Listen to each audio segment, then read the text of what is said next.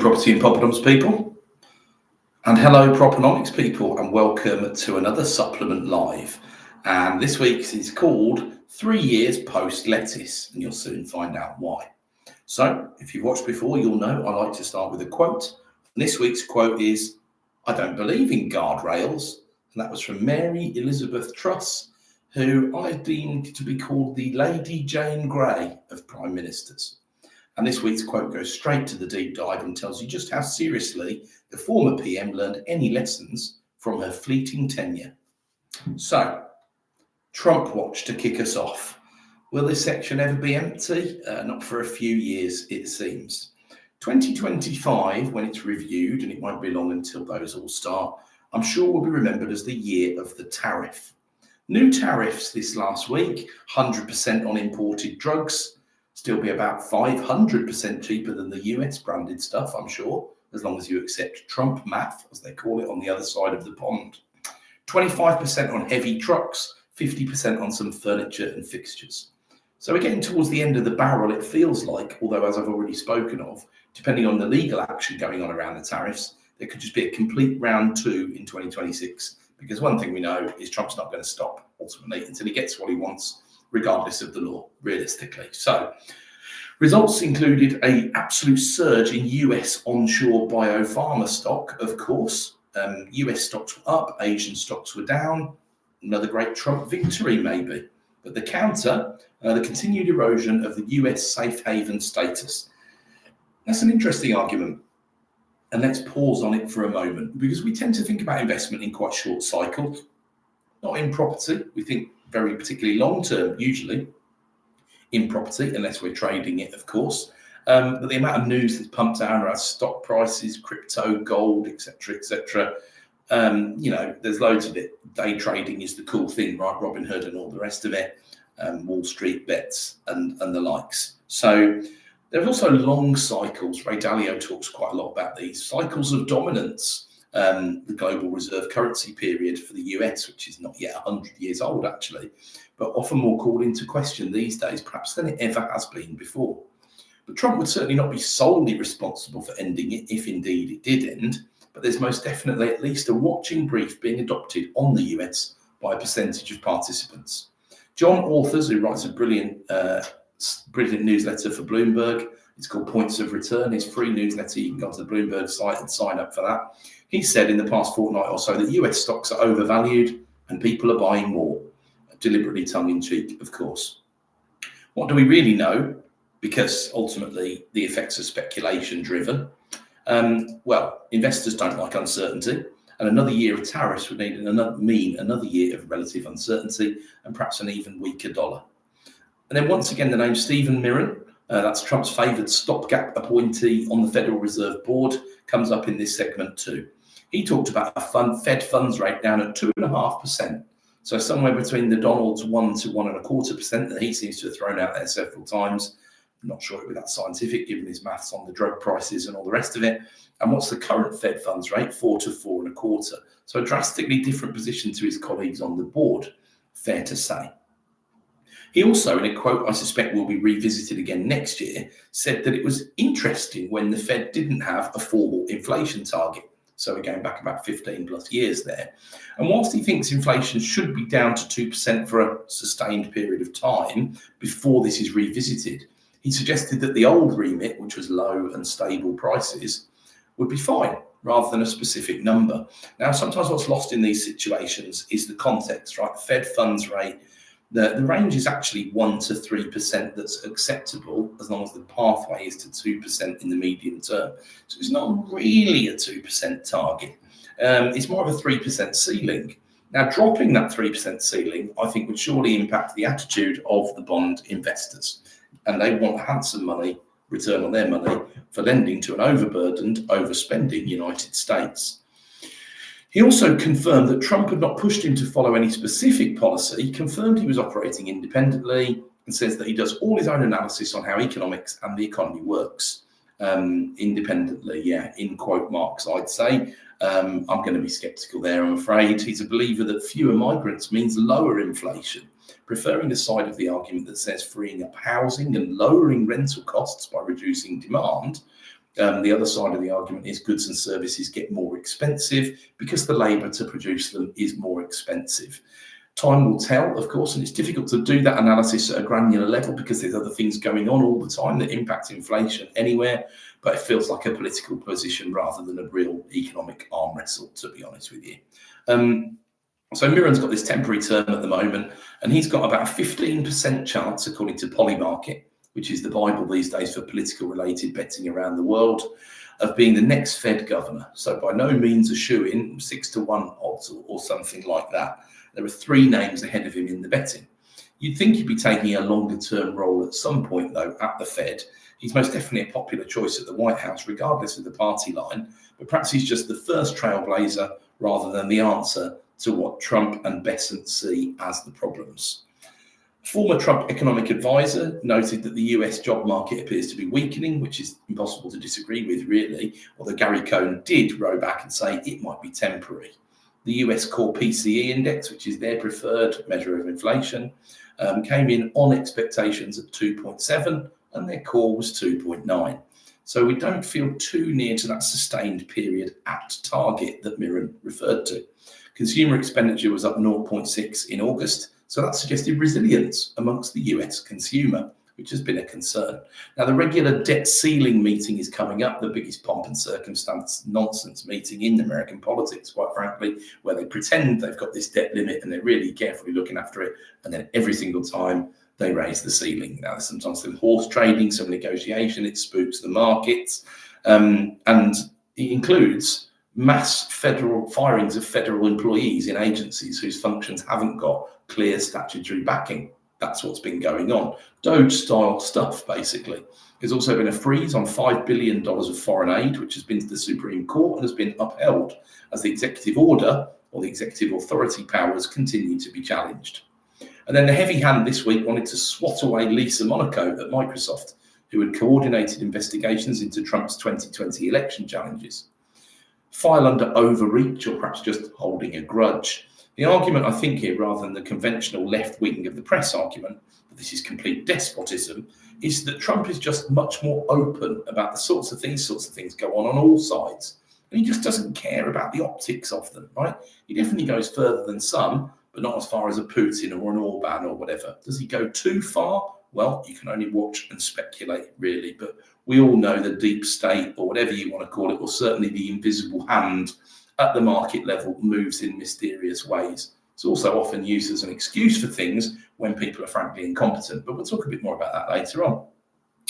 The former director of the FBI, James Comey, from Trump's first term, was back in the news, which I'd describe as a week of vengeance and vendettas, really. The message is clear: get in the way of Trump 2.0, and in future you'll be in court and your life will be ruined.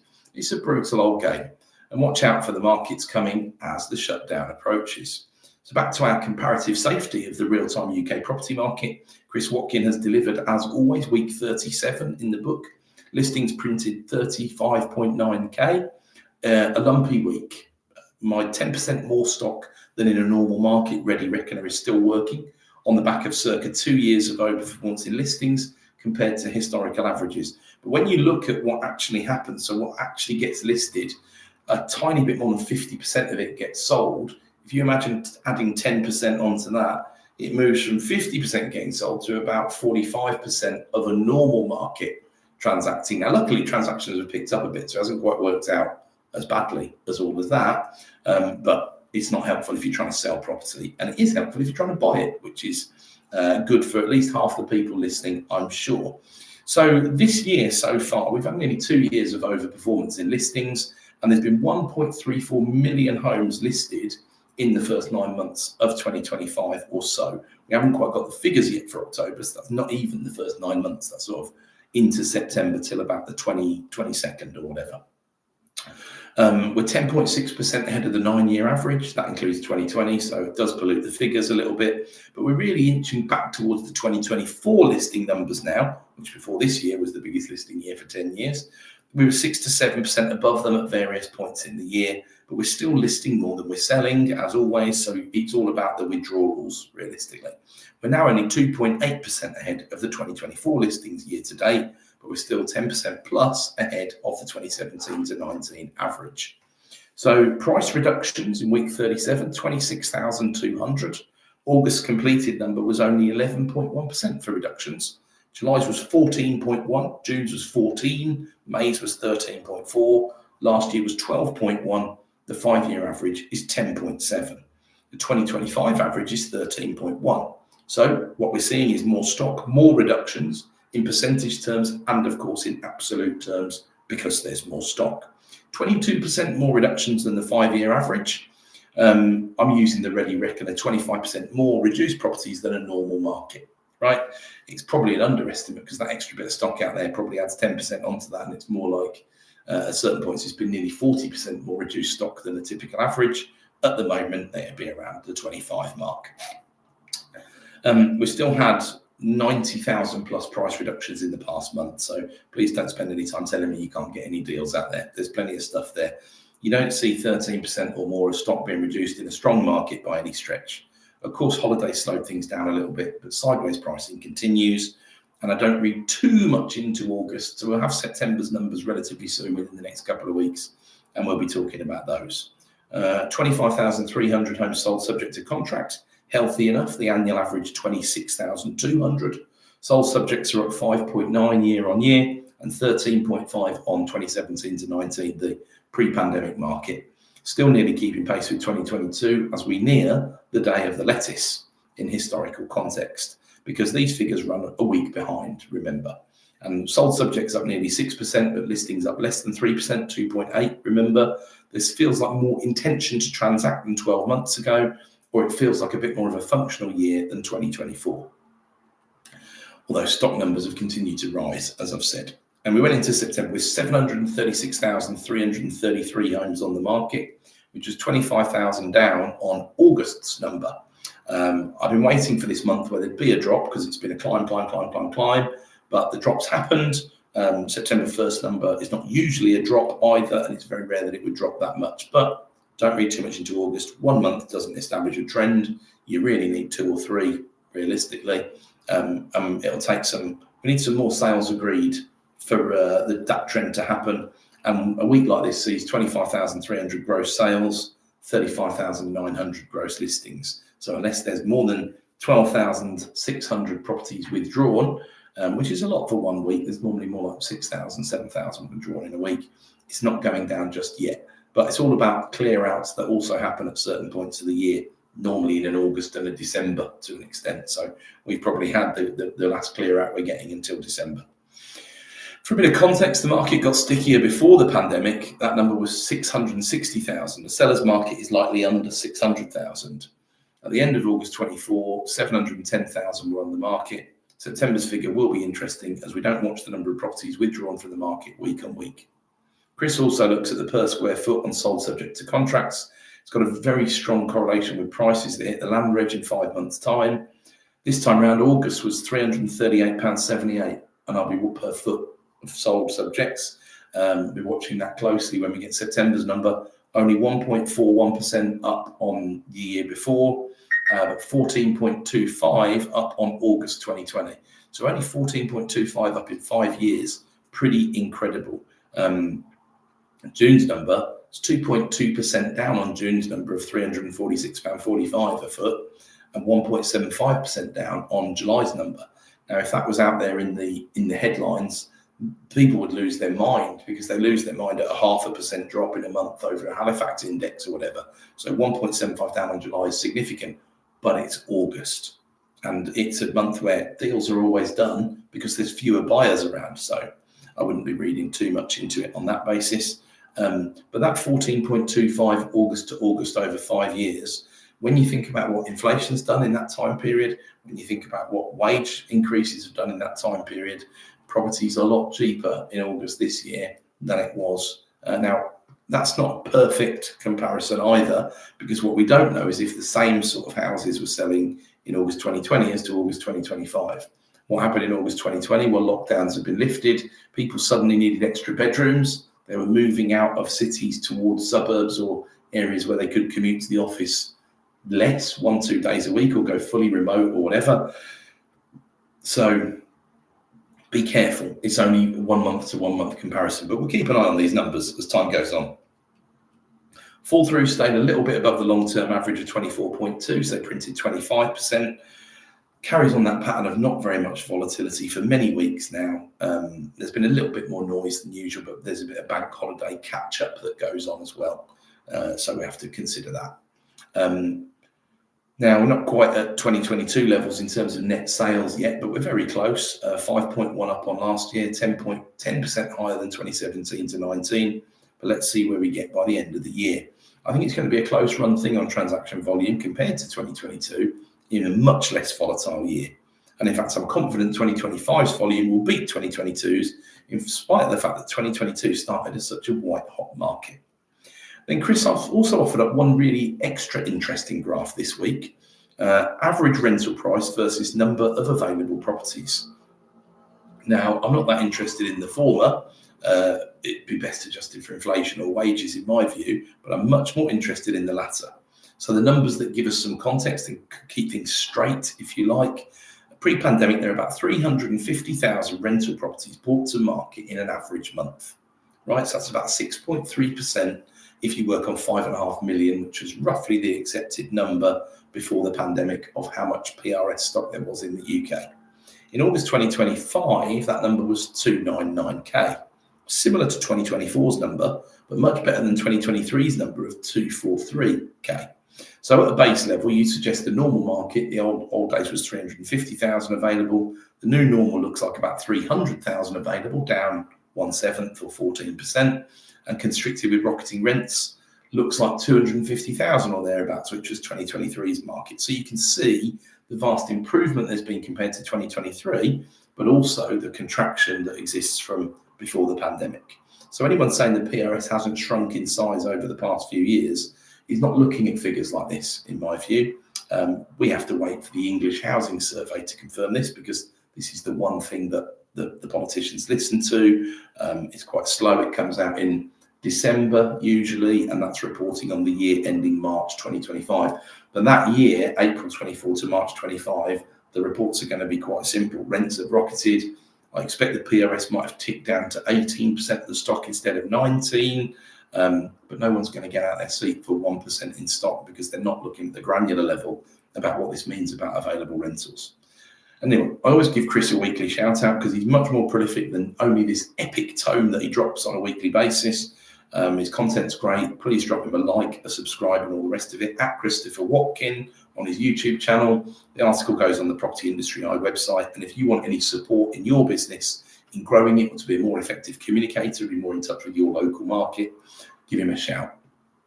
Okay, on the macro side of things, macro muddle is the word of the week, because so many metrics keep pointing in relatively different directions, which ultimately takes us to sideways. So first up, we have the Flash PMI numbers. And flash is the word. There's a couple of very positive months we've had recently look exactly like a flash in the pan now, unfortunately. The rest of this week's macro was all bond and rate focused, pretty typical in a week after a Bank of England meeting. So I had the chance to look back and look at Rightmove and Zoopla asking prices and rents, and also an ONS report on housing purchase affordability, which is a report they only publish once a year. And then bringing out the rear, we've got the gilts and swaps. So the Flash PMIs, private sector output expands at slowest pace since May. So we basically had a flash quarter, if you like. That's a shame, but remember, we don't judge anything by 1 month, so we must stay positive. And the composite index is still above 50. The flash print was 51. Manufacturing printed 46.2, a 5-month low. The woes continue. Services 51.9 is only a 2-month low, and as always, that's the driver. We don't see construction in the flash numbers. And the trend recently is that the final prints have actually exceeded the flash numbers. So let's hope for that again for September when we get them in early October. What's the makeup of these numbers? Well, weakening growth, slumping overseas trade, worsening business confidence, and more steep job losses. Ouch. Very negative sounding for a positive report. But of course, we're looking at a drop from a composite print of 53.5 last month. So that's a big drop, 2.5 points in a month. Good news, won't take long. Price pressures moderated. One of the smallest increases in prices charged for goods and services since the pandemic. So still going up, but going up more slowly. Call from the chief business economist at S&P is back to cutting rates due to a faltering economy and 50,000 job losses in 3 months. And it's a solid argument. That conveniently leaves out the backdrop of the expected 4% CPI print for September, but there we go. Now, what will also bring up the rear on such a bearish report as well, because of the time of year? Budget worries mean worsening business expectations, which I actually don't think is that realistic. All the chatter has been personal tax, not business tax, property focused, as you know. The conclusion overall is just being brought about by last year's action, and the business sector does not yet trust Rachel Reeves, ultimately, is the bottom line. I don't blame businesses for being bearish. Not getting hammered again is not really a great way of approaching a budget or any planning for 2026 or whatever. Nothing much good's going to happen in the coming months if we're going to get paralysed by the budget again, which of course is now November 26th. So last year's September is this year's October, if you like. And September was when volume really started to pick up in my group of businesses as people started disposing of assets left, right and centre. And that's because last year's budget was October the 29th. This year's is November the 26th. So we knew it was coming at some point. Let's just focus on the 51.9 print for services because that drives the economy, and the 51 print for the composite, which is the big one. So it's very small, slow growth is what we'd expect. What about the Rightmove asking price index for September? Up 0.4 on the month, but then September always ticks up just as August always ticks down. It was the first rise since May in the asking price index for Rightmove, and asking prices are still down 0.1 on the year. So that amount of stock is still weighing on pricing quite clearly. Sales agreed are up 4% according to Rightmove's data year on year. So that's positive. The next bit won't necessarily surprise, and we'll put context into play. For everybody who wants a bit of context and everybody I speak to in the cheaper areas of the country. The strap line, the annual price fall is driven by the south, which could be hit harder by rumoured property taxes. What they're referring to there is this idea of lumping stamp onto houses that cost more than 500 grand. I don't think it's happening. It seems ridiculously unfair, but who knows? They're going to do something, aren't they? Whether it's changing IHT thresholds, doing stuff with VAT, doing stuff with capital gains, probably unlikely, to be honest. I think they've probably pushed it as far as they can. I wonder if the Treasury cares or listens to how much damage this speculation does over the summer, but I doubt they do. They seem to feel a need to fill column inches with something that perhaps makes them look fiscally responsible to the OBR or to the international bond markets, but they don't look fiscally responsible when they can't control spending. All they're trying to do is work on revenue, and that revenue ultimately comes from us as the taxpayer, or more accurately, about 50% of us, because about 50% contribute positively to the tax system, and around 50% are net removers from the system. Now, before anybody goes crazy with that stat, please bear in mind that includes a lot of pensioners, ultimately, because they're obviously taking out 12 grand a year, and they're not paying 12 grand a year in tax anymore because their incomes are not as high as they once were. So that explains about 13% of the population. So still 37% non-pensioners taking out net, 13% pensioners, of course, who don't all take out, because probably 1%, 2% of those still pay more tax than they receive in state pension because they've got solid incomes, final salary pensions, the likes of that, presumably the top sort of 5 to 10%, I'd imagine, and then 50% of the rest of us net paying in to the system. So that's adults, by the way, as well, just to be clear. So we're not including under 18s in that calculation. So they'd also do an interesting breakdown in Rightmove of the glut of stock. 9% more homes for sale in the south compared to 1 year ago, 2% elsewhere. And they take five days longer on average to go sold subject to contract. The 4% increase in sales is split 3% in the south, 5% in the rest of Great Britain. Rightmove admit they see nothing in the data with respect to property taxes, but are speculating on what will happen until the end of November in their headline. They're bullish for buyers about improved affordability, sensible pricing, and a high choice of property, all of which makes sense. The breakdown always interests me at Rightmove when they break back to categories. First-time buyer asking prices are down 0.2% year on year. Second steppers are up 0.6%, and top of the ladder are down 0.2% year on year. It's a fair difference when you add it up. The middle of the market seems to be doing okay, which is very similar to reports I hear on the ground from agents and those in the know. The average September bump in the Rightmove asking price index is 0.6, so the 0.4 we had is a little bit below that, which again is more symptomatic of this sideways market I keep talking about. The Southwest has prices down 1.3% year on year, asking prices that is, compared to the Northwest where they're up 3.2. So that tells you the regional variability. There's about a 5% gap between those two numbers. And Rightmove, as they do on a monthly basis, highlights the drop in the 2-year mortgage rate, which is down about 0.5% since the first base rate cut in August 2024.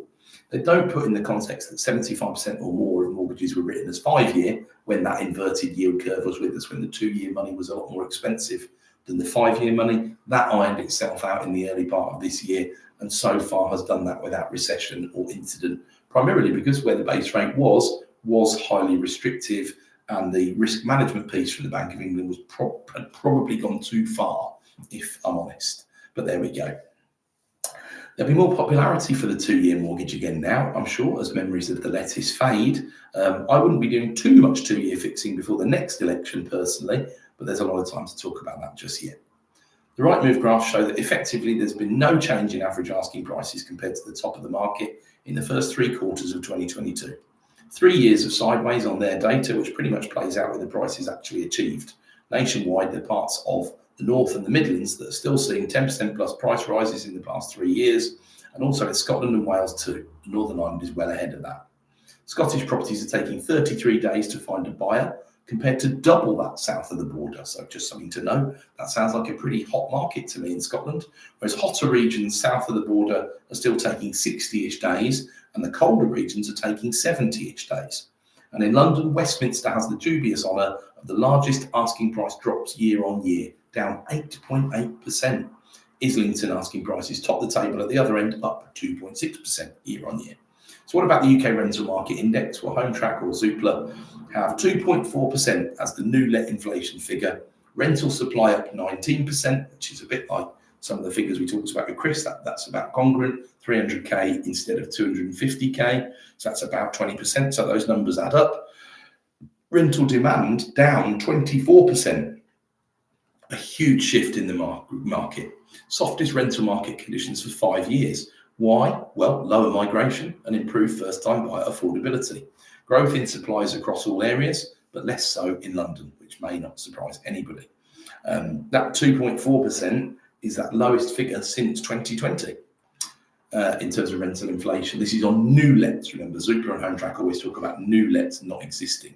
So if you're aware of the figures we talk about on a monthly basis from the ONS, they always talk about existing rents, which the last print was still nearly 6% up year on year, but it's tapering right back from the 8s and the 9% that it was at earlier on this year. And that was very much lagging inflation from 21, 22, 23. So the exec director of research at Zoopla, Richard Donnell, calls this the normalisation of the rental market after an imbalance between supply and demand. And as usual from Richard, this looks both intelligent and reasonable. So the context, well, 16 days on average to find a tenant versus 12 days in 2023 at that low point I talked about earlier, with only 243k rental properties going on the market month on month.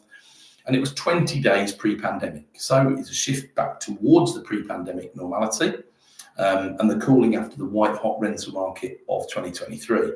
The gross yields reported, well, 6% in the UK, up to 7.5% in the North East and Scotland. Buy-to-let loan volume is up 60% year on year, or it was. They used the UK finance data from Q1 to make that claim. So we're going back a fair few months now, but it's fairly obvious that things have improved, but they came back from a very low level in points of 2023, 2024. And when we go regional, homes for rent are up 36% in the Southwest and 31% in the East Midlands, whereas rental supply in London is only up 6% on a year ago. So it's the demand dropping in London that's having more impact on that market. The average deposit to buy instead of renting a property in London is £187,000, Zoopla claims. So you can see why many people rent there, of course. 31% of all the homes for sale in London are landlord owned at the moment. Now they would define that by it's been on Rightmove for rent at some point in the past 4 years. This is their normal definition, possibly 5 years. So that's a huge, huge percentage. And you see, surely anybody can see that the rental stock must surely be going down, although it's only up 6% on a year ago. So it has still moved forward somehow, But let's see what happens and whether those, now they're not all guaranteed to sell, of course, or the landlords might not be willing to drop the price they need to in order to sell stuff, right? So first-time buyer mortgages are also up 30%, comparing the first half of 24 to the first half of 2025. First-time buyers are doing more and more, which is impacting rental demand, of course. Average UK rent is up £4,100 a year when you look over a 5-year period, which is huge. So the incentive to buy is even higher. Bristol rents are down 0.5%. Leeds rents are down 0.6%, both of which might be a surprise, but both cities are comparatively expensive compared to their surrounding areas. Zoopla's number for rent inflation for 2025 is 3%. Belfast rents are up 9.1%, but it's still the second cheapest top 20 UK city behind Aberdeen. But then wages are lower as well, generally speaking, in Northern Ireland. The best single word takeaway from that report is normalisation, I think. And this comparative claim that wage growth is outstripping new rent growth is helpful for prospective tenants, of course. The disposal that's going on is also playing into the hands of first-time buyers, and the vast majority of people will be very happy about that. Usually the exiting landlords are pretty happy about it. And I always prefer to sell to a first-time buyer, one, because it gives you a nice warm, buzzy feeling inside, and from a commercial perspective, they're much more motivated than selling to a cash buyer who might be flaky, renegotiate, pull out, mess around, all the rest of it. So first-time buyers usually, almost certainly by definition, are not in a chain either. So it actually is a nice, clean, neat transaction. So when we sell properties, which we do on a regular basis, we're always hoping we can sell to first-time buyers, and that's the sort of stock that we've normally got. How about house purchase affordability then? Well, this report goes back to financial year ending 2024, 5th of April, although that's only just been released. I mean, 18 months is ridiculous, really. But it looks at a few nerdy stats, such as the median house price to disposable income affordability ratios. So I have just a little thing to say about these. There's a bit of an awkward truth that the average household that rents privately earns about 35 grand a year. The average first-time buyer household earns 60 grand a year. And that ultimately, that gap is what puts a difference between the pricing on, so looking at what the average household earns only has limited usage, because there's clearly a huge gap between households that can afford to buy and households that can afford to rent. But the ONS are not worried about all of that. So what are those ratios? 7.9 times in England, 5.4 in Wales, 5.3 in Scotland, and 4.6 in Northern Ireland. So in context, what does that mean? 290k for the median home in England. Again, I would knock that, because you're not going to buy the median home as a first-time buyer. You're going to buy something up to the 20th percentile or something like that, because it's your first one. Then hopefully maybe your second one is nearer the median, and hopefully then your last one is above the median as you grow and get older. But again, who am I to tell the ONS how to do proper analysis? So that average household income in England looks very similar to the other nations, about 37k. The other nations, it's about 35k. So you see the much higher pricing in England definitely gets in the way. And affordability increased compared to 2023, which I think we knew. But according to the ONS, homes have generally been unaffordable since 2006. I'm not sure how they know how silly that makes them sound, because they are not measuring the right thing if homes have supposedly been generally unaffordable for 18 years. But their favoured metric, a median priced home, was affordable in Wales and England for the top 40% of income earning households, compared to only 10% in England. I guess in Wales and Scotland, you'd like that to be 50%, then someone nearly at the median could afford the average house. But it just sounds like nonsense, doesn't it? If only 10% of households could afford a median priced home, prices would have to crash. The metrics they're measuring things on just must be wrong.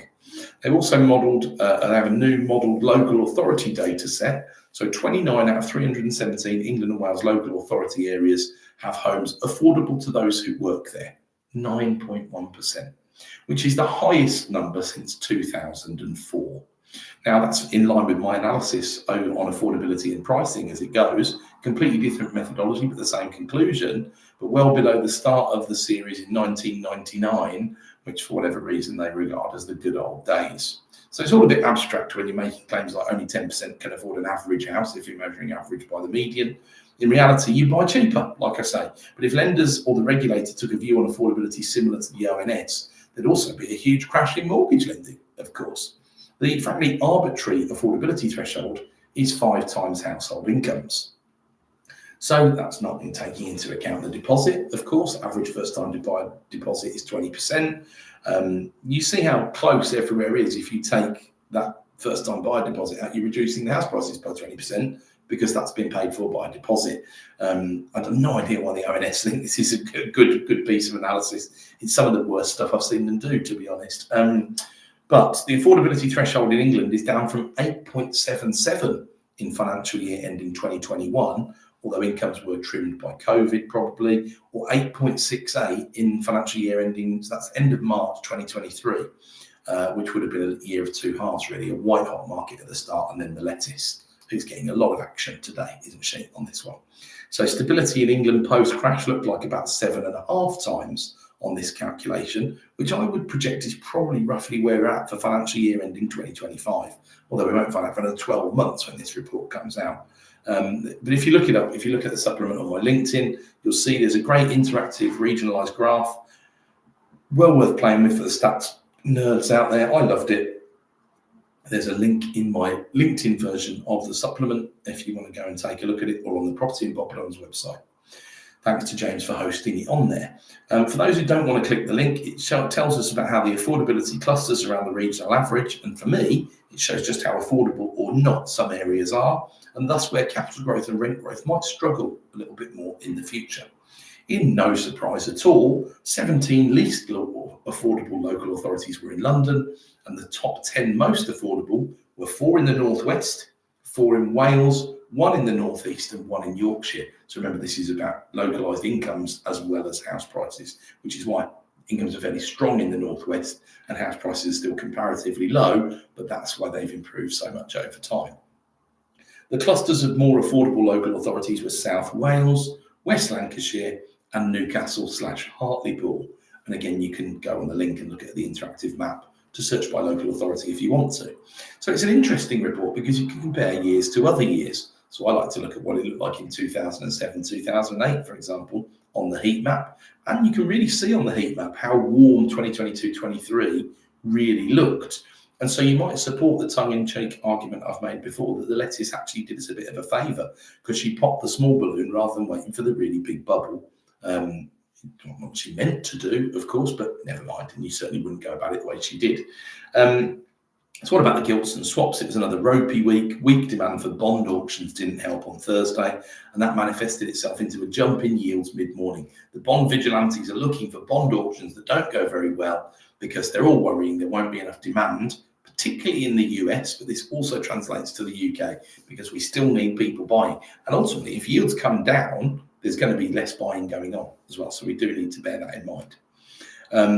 But US data was deemed positive this week. US GDP revisions were stronger than expected, and so the bond vigilantes were back out. We opened at 4.13 on the 5-year, and we ended the week at 4.186. But the 30s, by comparison, only went up 1 basis point on the week. So the yield curve actually got a little shallower. Thursday's 5-year close at 4.178 compared to a swap rate of 3.81. 37 basis point discount, which is the pattern we've been seeing for the past year. Lenders won't be worried because volatility is much lower, but the next time they provide a new product, they will be at higher rates than the last lot. So if you're sitting waiting, the products that are out there at the moment are the 5.4s and the 5.5s. I would get on with taking a price on those very, very quickly. But my personal opinion is normally just get on with it unless something strange is going on. June 23, when the 5-year gilt was 5%, I was like, this is too high. This is going to come down. And sure enough, it did fairly quickly moderate. So into the deep once more. I'm commemorating the 3-year anniversary of the Kamikaze budget and also looking at a couple of reports, which I'm going to start with. First, Shelter's More Than Bricks, which was released this week, an interim report on the human and economic impact of social homes in a partnership with IKEA. So where are the facts on social housing in general? If we look at the private case, social homes yield about 1 to 1.25% over time on credible calculations that I've seen done that I've had shared with me. You very rarely hear the yield mentioned, and indeed most will argue that you shouldn't be thinking about money in this case. But ultimately, resources are scarce, and that's why economics exists, right? So get pragmatic in at least attempting to gauge the yield. A couple of things you might notice there, though. Well, when money was nearly free of debt, so May 2020, let's say, so 0% debt, the 50-year bond yields were 0.5%. So you could have actually borrowed money at that level for social housing, and it would have actually stacked up from a commercial perspective. But still, any other investment class from a pure returns perspective would have beaten it. And then B, which follows on, is that effectively it's impossible to expect anyone private to build social homes when the yields are 1 to 1.25%, unless it's literally philanthropic, isn't it, realistically? Now, there are altruistic moves. I mean, IKEA are involved in sponsoring this project, right? They understand the powerful effect that good social housing has in a functioning housing market. And Scandinavia is famous for having great social housing and a state that is a lot larger in percentage terms as well, of course. The UK remains pulled between the US model of a smaller state and the European model of a much larger state. And there's probably a floating 55% in favour of one or the other model at any one point in time. Probably 52-48, some might say. But it's not just that. Social homes provide far more societal value than their investment yield. There are many more benefits which you can and ultimately only capture if you are the Treasury, right? And that's a problem. And you need to ascribe value to these things to understand how to allocate resources. Yeah. And of course, the other people that benefit is the consumers of the social homes, those who get one, more likely to have a great EPC, cheaper rent, so cheaper running costs as well. What's not to like, right? So the Treasury are the only ones who can capture the value of having people having higher disposable incomes, more stability, and the ability to invest in themselves, and a greater chance of becoming contributors to the public purse, going back to what I said earlier on, versus net withdrawers. There are all sorts of studies that attempt to measure this, but let's stick to what we know. The £39 billion contribution announced over 10 years by the Treasury, with some rules to keep it fairly level year to year, is an improvement on where we were. The Green Book numbers, this is the official numbers on how to appraise a public sector spending, tell us there's between £1.50 and £2.20 of PV, present value, net present value, in upfront subsidy of social homes. I'm not going to try and take that assumption apart. That would be the next step if there was genuine interest from the government in making the sort of investment that's really needed, which probably looks more like 20 billion a year than 4 billion a year, according to commentators who tried to put a number on this in the past. Now, the recent Shelter numbers, who proposed the 90,000 social homes built per year, are suggesting a payback in 11 years and a net fiscal surplus of around 12 billion over 30 years. That's comprised of reduced housing benefit, tax receipts going upwards because of stable employment, and lower public service costs. Savings go upwards when you look at higher need cohorts and supported housing, which is why providers often measure their impact by how much have they saved the NHS this year, for example. Then there are wider macro impacts, such as increased GDP thanks to the build, lifting PAYE, VAT and corporation tax, and reducing spending on homelessness and temporary accommodation. But there's a massive gap between assumptions used for social homes, for example, £75,000 subsidy per unit, and the private sector's idea of what it takes to subsidise a social home, which is more like £225,000 a unit. And this is why so much Section 106 is not building social homes. Affordable or other types of tenure or solution are much less loss-making, or even might make a profit, and subsidies just do not bridge that gap.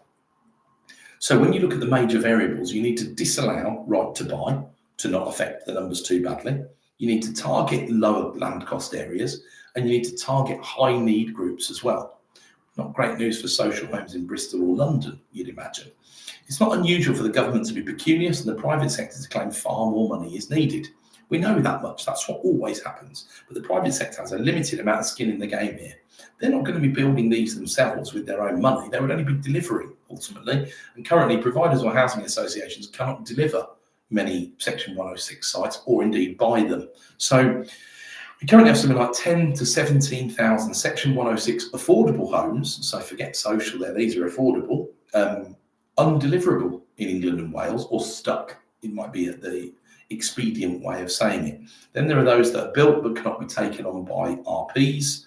Put another way, there are nearly 3 billion in unspent Section 106 contributions across local authorities, when a whole slew of freedom of information requests were put in a couple of years back. So the best description strategically of the current state of play is a systemic bottleneck. So There's the context as I understand it. It offers some more viewpoints from all sides of the fence before we get to Shelter's report. This is an interim report on a research project that's tracking 400 tenants moving into social rent homes and following 134 people. So pretty robust, really, if controlled for other factors. Within 3 months of moving in, 61% saw a meaningful improvement to their mental health. 36% say that's due to less stress about being homeless or losing their home. And 30% say their health improved thanks to sleeping better. Now look, self-reported, so self-reported conclusions, and you also would need to read the questionnaire or the interview files to ensure that questions have been carefully designed so they're not leading questions. But 45% said they could afford utility bills better thanks to moving into a social home. 51% who were in debt before moving were no longer in debt, which I think is probably a pretty objective number and pretty impressive. And then 62% reported the social home move had a meaningful impact on their ability to plan for the future. 46% reported a sense of belonging to the neighbourhood. So these conclusions are all wholesome, great and positive, but the money truck will just get driven through these, in my view, by the Treasury. We need real measurement, free of self-reporting. How many times did you go to the doctors before, and how about now? Bank balances. Firm, unavoidable data. As much as there's genuine upset when you're talking about a subject like this and it's made all about money, then ultimately the resources will otherwise be allocated elsewhere by people making better business cases for public funds, in my view. So in terms of the economic analysis side, Shelter have had that carried out and suggest not building 90,000 social homes per year, so then presumably they mean by building none rather than 90,000, would cost the government 117 billion in a decade, 64 billion in direct costs and 52 billion in missed economic opportunities. There seems to be a billion in there in the rounding as well, so if anyone wants to send that my way, I'd appreciate it. The cost of debt inevitably used to build social homes, arguably doable by changing the fiscal rules to allow social home provision on a critical infrastructure basis, which probably wouldn't ruffle too many feathers, I don't think. At 5.5% for 30-year money these days is far more problematic than it was a few years ago, sadly. However, I accept Mr. Sunak and his team were rather distracted at the time, even if I reflect on it as that period of time that got away. Remember, Boris's government came in 2019 saying they were going to spend 600 billion on infrastructure over the course of the parliament, and then instead they spent it on COVID, or they spent about 450 plus the interest. Before that virus descended. They could have still done it if they'd issued 50 or 100-year COVID bonds in order to, they'd had a real war effort kind of mentality. It's a real shame that they didn't try and do that. If only they'd been reading the supplement back then, perhaps they could have put two and two together. But there we are where we are. And I'm afraid my conclusion on this report is that it needs more hard evidence than self-reported changes in personal circumstances. I don't doubt for a minute that all these things reported are true, but how can you actually measure them? And how do you get to the people who make decisions based on what it says in the Treasury Green Book and things like that? So I had a tilt the other week at the Joseph Rowntree Foundation for their report suggesting buy-to-let landlords had inherent advantages over first-time buyers, which I posited was nonsense. Pre-2008, that argument held much more water. Post-2016, it really evaporated. The easiest way to understand the advantage is that the average first-time buyer is about 25 years younger than the average landlord. So they've had more time, haven't they, the landlords, to save and accumulate funds. And that really is the big one. But anyway, Joseph Rowntree Foundation has released another report this week about living standards in the past decade of falling incomes. This was inspired by the suggestion that average incomes will fall about £550 over this parliament, which is a figure that was thrown around at the budget time last year.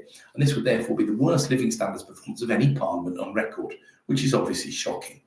The kick-off is that household disposable incomes have still not yet recovered to pre-pandemic levels. Now, they make the point that inflation has come down, but that doesn't mean prices actually come down. It's the rate of acceleration that's slowed, which is a point that people often miss. Prices are still going upwards. Wages are stagnating, although they've been up about 1% or so in real terms in the past 12 months, which I don't think is bad in the backdrop of employers' national insurance being hiked, the advent of AI, etc., inflation on the way up and unemployment on the way up as well. They do note that inactivity has fallen, as I regularly do when we look at the labour market report, with fewer people looking after their families or studying. And then the JRF also note their analysis is in contravention with the RHDI stats, the real household disposable income, which I like and rely on a fair bit from the ONS. You can't really appraise their methodology versus those used to understand real household disposable income, because that's expected to move up by nearly 3% over the course of this parliament. And that would certainly be I don't know what more you can do than wage growth quite fairly significantly outstripping inflation, as it has done for several years since the pandemic. I appreciate there's been localised inflation in terms of mortgage rates going up and all the rest of it, rents going up, although what's actually happened, generally speaking, is that impact has been delayed, so people have had time to prepare for it. But they point out some of their methodological differences. Firstly, they expect housing costs will outstrip inflation. So what do we know today? New rents are up 2.4 from Zoopla. Inflation is expected at 4. Existing rents are still lagging, but they're about 6. But they're coming down fairly rapidly, and we expect them to be at or below inflation probably by sort of Q2 next year, maybe Q3. That's sort of roughly where the trend in the curve is going. And it's inevitably going to be the case because ultimately demand is down and supply of rental units is up compared to recent years, not compared to 2016, 2019, whenever you want to compare it to. Expected household bill inflation is probably between 0 and 8%, let's say 4% for the coming year. I think you probably expect council tax to be up another 4.7, which is the number it was across the country this year. But historically, rents have lagged inflation in recent years. And the never told story that I've told a few times, in fairness, is that rents are a far lower slice of household incomes than they were in 2005 when the ONS first started collecting figures. These facts are never mentioned, and the reasoning behind housing costs going upwards over the last 12 months, when conventional wisdom would suggest 1 or 2 base rate cuts in the interim, likely lowering mortgage payments, especially on those 2-year loans, is not clear to me. JRF just state it as fact. I don't know where it comes from, and I don't believe it, to be honest with you, but there we go. So the sideways market at the minute is delivering 1.5% to 2% capital growth a year, but I can't see much reasoning behind why households would be worse off in a year's time, to be honest. But I don't really want to do a long diatribe, even if I could see JRF's methodology and talk about whether the ONS or the Joseph Rowntree Foundation are better. It just seems unproductive, right? A skeptic might say the JRF don't like the official line, so they've come up with their own, which suits their agenda. And that is, unfortunately, that's what it reads like to me. So when you break it down, they rely massively on increased housing costs for their conclusions.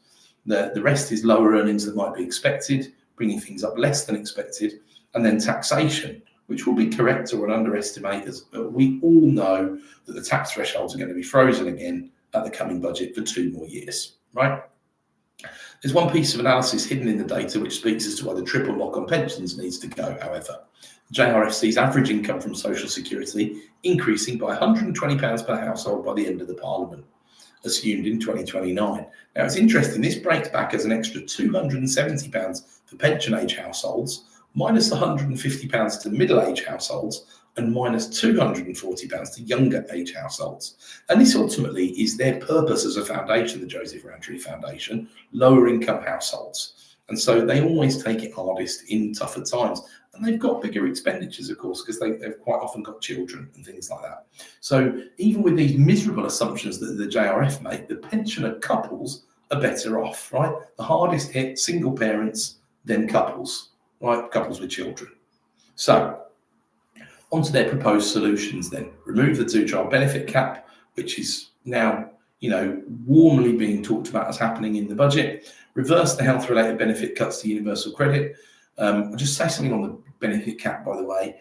I find it strange if they do that at the budget. Fiscally, they could and should to an extent. But if they're not using that as leverage to get the welfare cuts through they know are needed, and they couldn't get the support of the wider party for, they're more stupid than anyone's giving them credit for, to be honest with you, because that's their best bit of leverage. It's then repurposing of some of those benefits to stop child poverty, which almost anybody would really struggle to make an argument against. But if they give first and then they come back for the welfare cuts and they don't get them again, it's just an economic disaster for the bond markets and for their credibility as a government, which I accept is not that high at the moment, for good reason, realistically.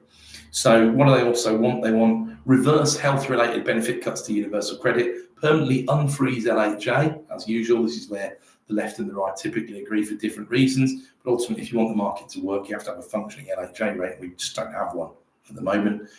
Increase targeted support on energy bills and reform the household support fund. They stop a bit short of universal basic income, but they're basically heading on that path. An essentials guarantee in universal credit. Be interesting to know what those essentials are. Well, how do we pay for that? Well, raise taxes, of course. CGT rates in line with income tax.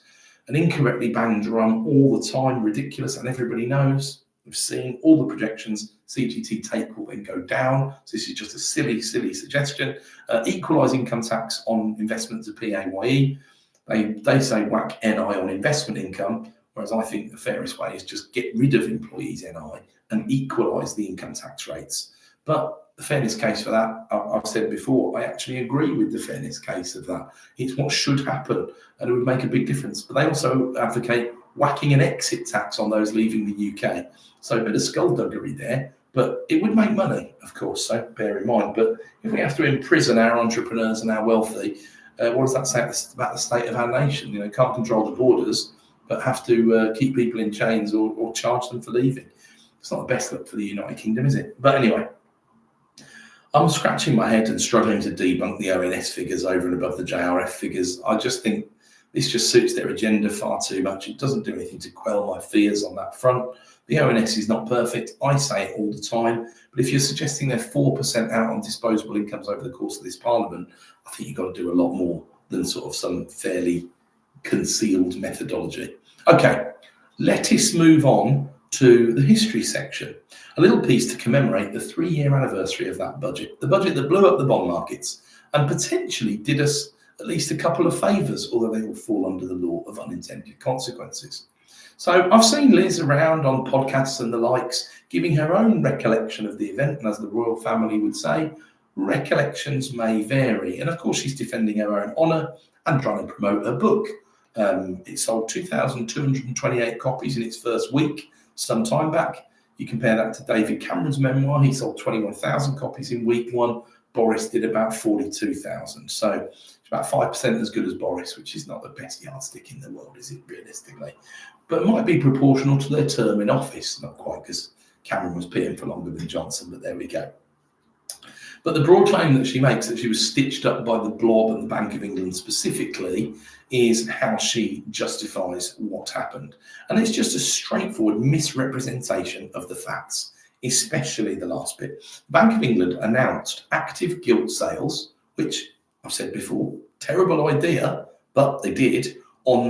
Liz and I would probably agree on that front, I'd imagine, but probably for different reasons. They announced it on the 4th of August, 2022. Liz wasn't PM until the 6th of September. And on the 7th of September, in unrelated to the fact that Liz had just become PM, the bank confirmed they would begin active gilt sales on the 3rd of October. This really should not have affected any budget. If the guardrails, remember, she doesn't believe in guardrails, put in place had been followed, there would have been a period where the OBR were asked to update their forecast and a new budget would have taken place in late November or even early December. Not Liz's plan, though. Instead, 2.5 weeks later, a mini budget, the Growth Plan 2022, was delivered, attempting to get around the guardrails by saying it wasn't a budget, basically. There wasn't much mini about it, though. 45 billion in unfunded tax cuts, a UK record as it goes. The markets got spooked. It was a Friday. Presumably that was deliberate so the fuss could die down over the weekend, or whatever Liz and her team of advisors were expecting to happen. But that didn't play out, because on Monday, the 26th of September, the gilt yields went through the roof and sterling fell to embarrassingly low levels as people speculated that the $1, £1 floor might be breached and the dollar be worth more than £1. We're back to sort of the early 80s when there was a bit of an economic mess around exchange rates and interest rates and the likes. And it was ridiculous. So in the background, there were pension schemes that had used leverage and they got margin calls. The worse the yields got, the more they needed to sell bonds to pay these calls. So that put the bond prices down even more and put the yields up even more. The absolute dictionary definition of a vicious circle. And it took a couple of days for Bailey and the mob to get together, right? But when they did, they announced they would buy gilts. Great time to buy gilts, to be honest, when prices are low and yields are high, and would postpone the active gilt sales. So it's almost the direct opposite of what Liz claims, this stitch up. It was the rescuing a team that were hopelessly clueless about bond markets and macroeconomic policy. So now, broader context, this was a mess, and make no mistake. However, a bit like that fantastically British sport of cricket, there was a night watchman style batsman waiting in the wings. The recent bridesmaid of the leadership contest, Rishi Sunak, he was the one who could calm the markets down, and when Liz was finally got rid of on the 20th of October 2022, he took the reins. But don't forget, Kwasi was booted on the 14th, 6 days before, although that was Liz's last straw, and it was Jeremy Hunt, the night watchman Chancellor, that took over and made an emergency statement on the 17th of October. Pretty simple, basically reversed everything that Truss had done, apart from a couple of little nuances. The sacking of Kwarteng felt like the sacking of a bad CEO or a bad football manager.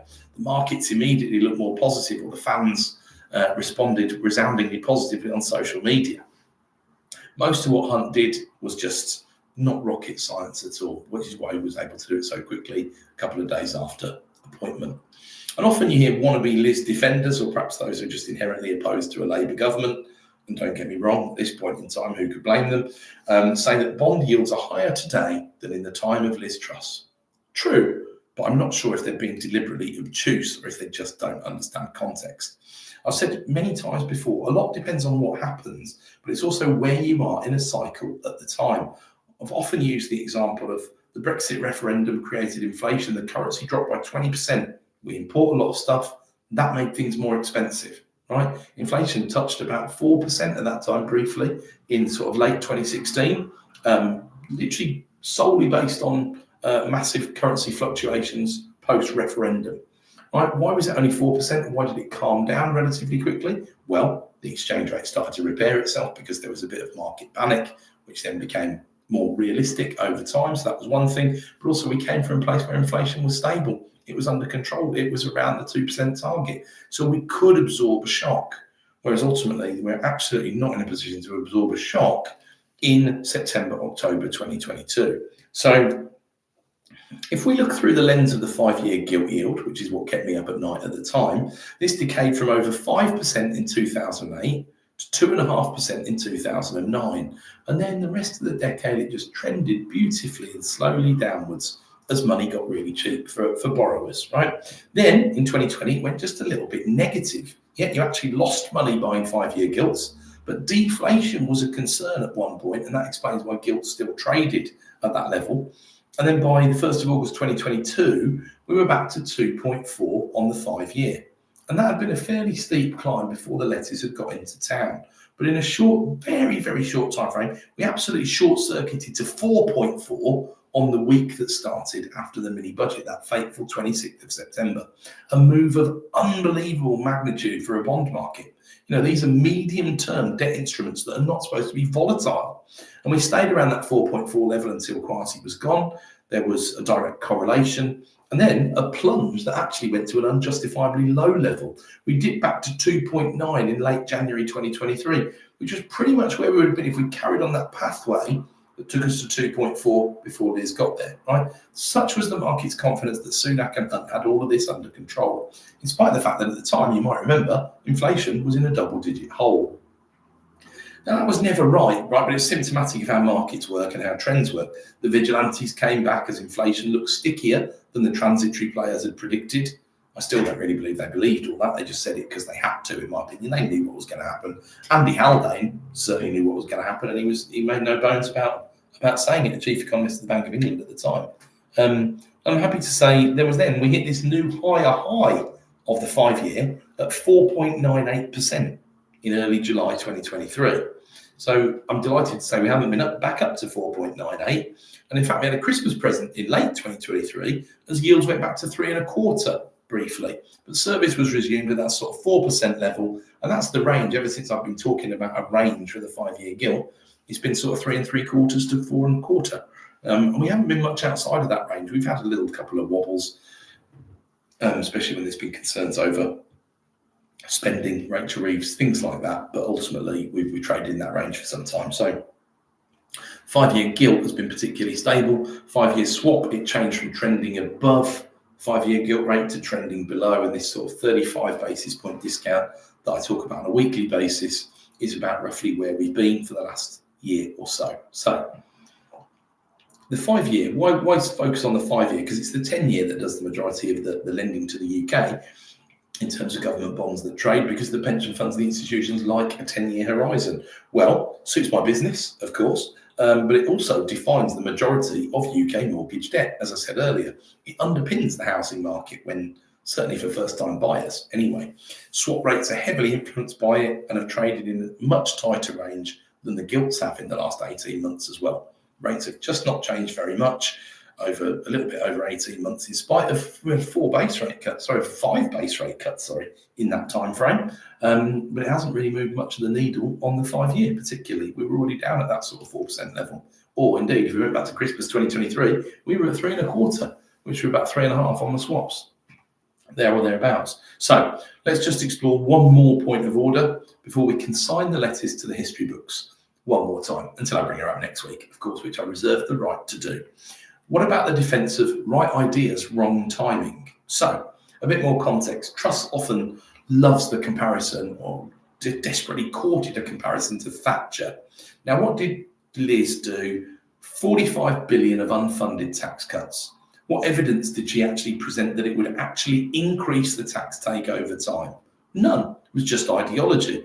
I'm not suggesting that it's wrong, but she didn't have any evidence, didn't have the backing of the OBR. Growth? Sure, but who would be the beneficiary of that growth?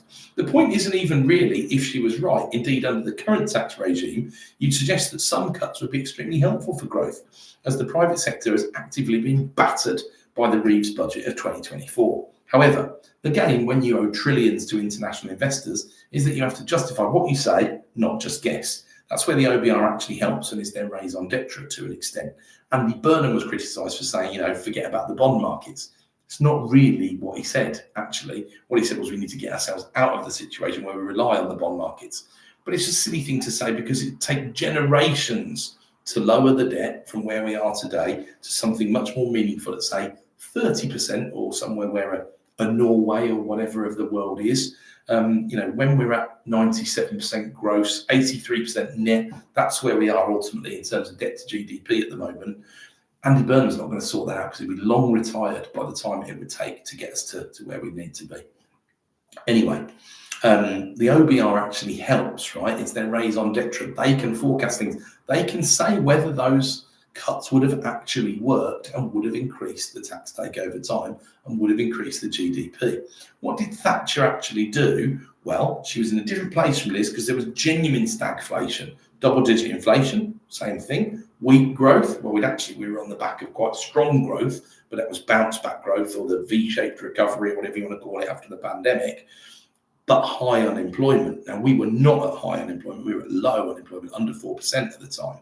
Inflation control wasn't the overarching strategy back in Thatcher's day, and it became so, and overall it's been a pretty macro success around the world since then. In 1979, the budget cut the top rate of income tax from 83%, yes, 83 to 60. Basic rate went from 33 to 30. But this was funded. VAT went from 8% to 15%. To compensate. The top rate was down to 40% by 1988. Why did it work and why did it keep people happy? Because people look at what happens comparatively, not at absolutes. It was lower than before. 60% was a good start. If you put the top rate of tax up to 55% today, that would be viewed as horrific, certainly by the aspirational and the higher earners, of course, because it's currently 45%. The mini budget was much less ambitious in a way. 45 went down to 40 in terms of the additional rate. Basic rate went from 20 to 19. National insurance was not going to go up because at the time it was supposed to go up, employees' national insurance. And the planned corporation tax increase was scrapped. That was going from 19% to 25%, with a transition period in the middle for profits between 50k and 300k, which is the current system that we have. She tried to scrap that, right? How was that funded? Well, it wasn't funded at all. Just to be clear, it was just all going to be debt funded, right? Thatcher had a clear monetarist plan and medium-term financial strategy. There were full treasury red book tables and spending plans. Fiscal credibility was restored by controlling the money supply and this medium-term planning. And of course, this was on the back of a decade of massive inflation and probably at the the ascendancy of the Hayekian school, Milton Friedman, if you haven't heard of him, very much worth looking at some of his stuff on YouTube.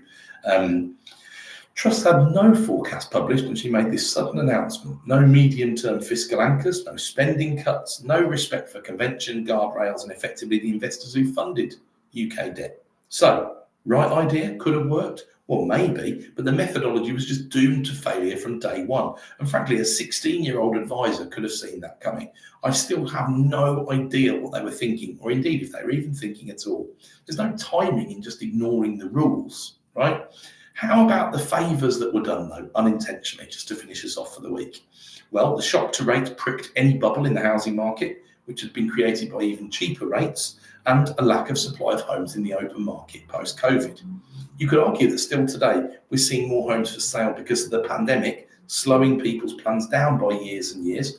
And it's property, these assets, especially for people in the retail side of things, which is like 90% of the transactions that are happening at the moment. Only 10% are being bought for investment, roughly, on the most recent figures I've seen for Rightmove and Zoopla. And if you think 30% are disposing in London, you do the maths, but they still say the supply is going up at the moment. I think it'll be going down pretty soon myself, don't you, on the back of all of that. But yeah, it slowed people's plans down by years and years, the pandemic did. And then that shock after the mini budget caused mass fall throughs in the market and was directly responsible for an immediate adjustment in pricing in 2023 by a few percent, as inflation absolutely battered the real value of housing, and it probably went down more like 15% on that year or over the course of 18 months in real terms. Something did need to take the heat out of that market, though, and it wasn't anywhere near as painful as previous crashes by any stretch, mostly thanks to the way that inflation impacted everything. What's the other big one that becomes more clear and perhaps more pertinent? There's about a 50-50 chance of a reformed government next time out, according to the markets at the moment. How not to do it. We were at the time the laughing stock of the world. It was such a naive, clueless move, even if you wanted to argue that Liz had good intentions or the right ideas or whatever. That will last in the memory until the next election and hopefully will inform reform, if they do get in, about how to treat the checks and balances in place. He says, crossing his fingers, right? If they come in and immediately set fire to the OBR, which is perfectly possible without replacing the mechanism somehow and just seeking government by executive order, a la Trump, which is obviously one possibility, then the markets will wobble immediately. But this time there's no 1922 committee and there's no replacement for Farage at the moment. There's an awful lot of water to go under the bridge until the next election, which still looks like it'll be 2029 to me. But that's food for thought for the week anyway. And please just remember, keep calm, always listen to the supplement and carry on. There's opportunities abound this year towards 2030 and beyond that. The landscape is set for a surefire bull run. It'll be slowish, it'll take a little while longer to get off the ground, and the amount of stock around is still keeping things suppressed at the moment. But as rates can currently continue to improve ever so slowly, it's a case of here we go, in my opinion. Thanks, folks.